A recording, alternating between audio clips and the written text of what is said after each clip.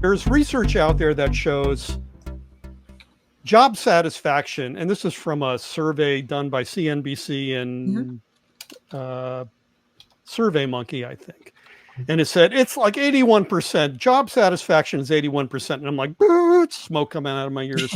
Because I know the flip of that is all the research we get from, well, Deloitte, but also from Gallup, which says work disengagement is redlining right now. It's like more than more than 2/3 of the workplace feels disengaged. So we like the work, but we don't like the workplace. And I bring this up, Sophie, because when I was recruiting, everything started with a job spec. And that job spec dealt with the job at hand. It didn't deal with the work and workplace.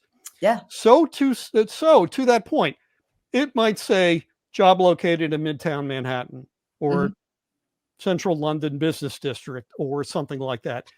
It didn't talk about the when, the why, and the how of work. And I'm wondering if you have any thoughts about how that information should be framed in a job spec, or as they call them in UK, a brief, right? So that talent can look at this and say, okay, now I understand, and maybe now I can get to a better place of in being engaged once I land in that opportunity. What are your thoughts?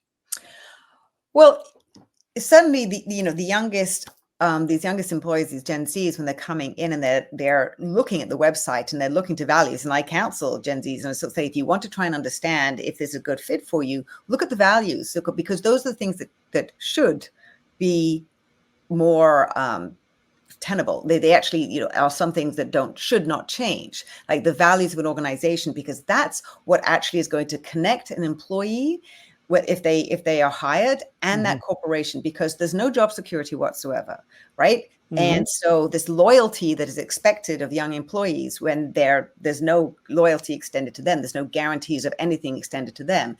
But what does connect people is those values. And so that's one of the things. It's helping people understand, like, is this a place which I'm going to be comfortable, that actually will, if there's sort of examples of what do I understand about the workplace policy? Is there language that says that it sort of supports flexibility and understands about work-life balance and those type of things? Because if that's really important to you, then you need to understand whether that the company is going to be supportive of that, not in a sort of performative way, but really meaningfully. So you can look on Glassdoor, you can find out if anybody, who your friends who work there or who's interviewed there, and there are more places that you can go to actually to sort of find out and then be able to pose the questions. Now, I know that there are managers who have met them who really take offense to somebody asking about work-life balance in an interview. Well, I mean, I think some of them are very much now tuning in and realizing that this does not mean that the young person in particular, for example, doesn't want to work, isn't going to really work hard and be effective.